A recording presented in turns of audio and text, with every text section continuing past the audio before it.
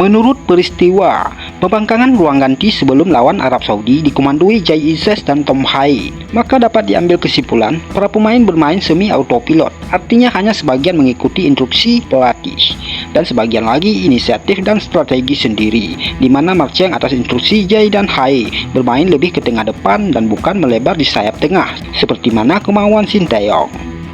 Dan diberitakan di banyak media, masa Marcheng hampir dikeluarkan oleh Sinteyong, bahkan diancam tidak akan dipakai lagi. Namun Marcheng tetap memilih membangkang terhadap Sinteyong dan terus mengikuti kesepakatan bersama sesama pemain dalam rapat pemain.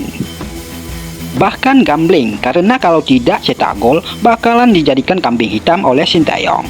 Namun di sini para pemain yang dikomandoi Bang Jay dan Bang Toha terlihat bermain sekuat tenaga, sampai-sampai pemain seperti Calvin Verdong keram-keram untuk Pak Erick Thohir dan Indonesia dan bukan untuk Sinteyong.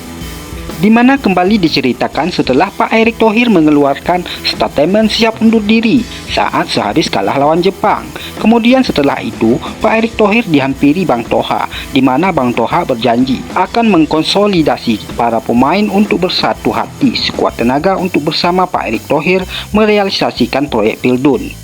Di sini jelas terlihat leadership Pak Erick Thohir dalam memotivasi semangat para pemain dari kekalahan beruntun lawan Cina dan Jepang untuk menang lawan Arab Saudi. Ironisnya, banyak orang berpikir kemenangan atas Arab Saudi atas jasa Sinteyong. Padahal bila jeli dilihat, sebenarnya atas jasa Pak Erick Thohir dan inisiatif para pemain untuk berbelok dari instruksi Sinteyong.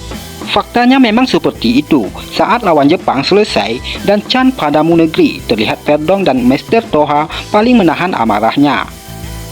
Rumornya Mads Hilger cedera ringan sebenarnya, bisa ikut bermain tapi bersetegang dengan Sinteyong. Eliano yang murung dan menyalahkan keputusannya dinaturalisasi kalau cuma jadi camat, sampai Bang Rizky Ridho menaikkan PD-nya. Sinteyong pelatih bagus, tapi keras kepala, tidak mau menerima masukan dari siapapun. Waktu itu Pak Sumarji membeberkan keterangan di TV nasional bahwa pemain mengadakan meeting tanpa dihadiri Sinteyong.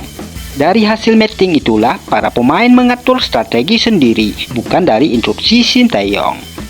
Saya kira pemain bekerja keras melawan Arab Saudi demi Pak Erick Thohir dan untuk timnas Indonesia, bukan untuk pelatih Sinteyong. Dalam sebuah podcast, Sinteyong juga bilang Marcelino tidak ikuti instruksinya. Sinteyong minta serangan balik lewat long ball.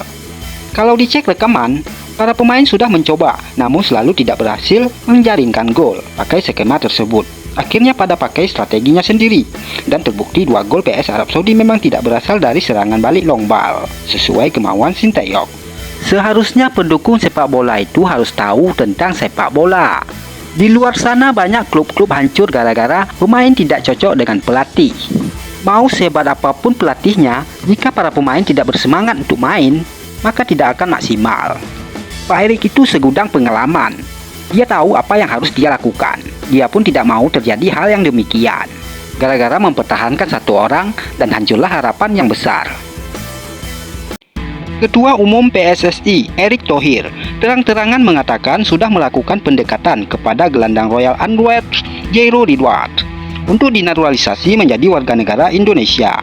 Hanya saja Erick Thohir tidak menjamin gelandang 28 tahun itu sudah tersedia saat timnas Indonesia menghadapi Australia dan Bahrain pada 20 dan 25 Maret 2025 di lanjutan grup C kualifikasi Piala Dunia 2026 zona Asia. Jika Jairo Ridward segera diproses, itu berarti ada 2 pemain senior yang diproyeksikan membela timnas Indonesia pada Maret 2025. Nama lainnya adalah penyerang anyar Oxford United, Oleh Romeni. Oleh Romeni insya Allah proses surat menyurat sudah lebih advance ketimbang Jairo Ridward. Kami juga sedang melakukan approach kepada Jairo Ridward. Apakah keburu atau bermain bulan Maret 2025? Itu yang masih kita tunggu, kata Erick Thohir dalam konferensi pers. Kehadiran Jairo Ridward tentunya berkah bagi timnas Indonesia. Ex pemain Crystal Palace itu bisa menjadi tandem ideal bagi gelandang berpengalaman milik skuad Garuda Tom Haye. Sebelumnya Tom Haye minim tandem berkualitas di lini sentral. Tandem Tom Haye hanyalah Ivar Jenner, gelandang berusia 20 tahun yang belum menembus skuad senior FC Utrecht. Andai kolaborasi Tom Haye dan Jairo Ridward terjalin plus ditangani pelatih asal Belanda, peluang timnas Indonesia untuk lolos ke Piala Dunia 2026 terbuka lebar. Erick Thohir juga mengkonfirmasi kabar PSSI mendekati fullback kiri Atalanta yang tengah dipinjamkan ke Lille, Michel Bakker. Pria berusia 54 tahun itu mengatakan sulit menaturalisasi Michel Bakker jika mengacu kepada regulasi FIFA. Michel Bakker agak sulit dinaturalisasi setelah kita cek. Sebab setelah dilakukan pengecekan agak sulit karena berdasarkan sesuai regulasi FIFA harus ibu bapak atau kakek nenek yang memiliki darah Indonesia. Kita sejauh ini belum menemukan surat dirinya qualified sesuai aturan FIFA, tegas Erick Thohir. Harapannya dia bisa membela timnas Indonesia. Tingginya 189 cm dan bisa main sebagai midfielder juga. Tutup pria yang pernah 5 tahun menjabat sebagai presiden Inter Milan itu.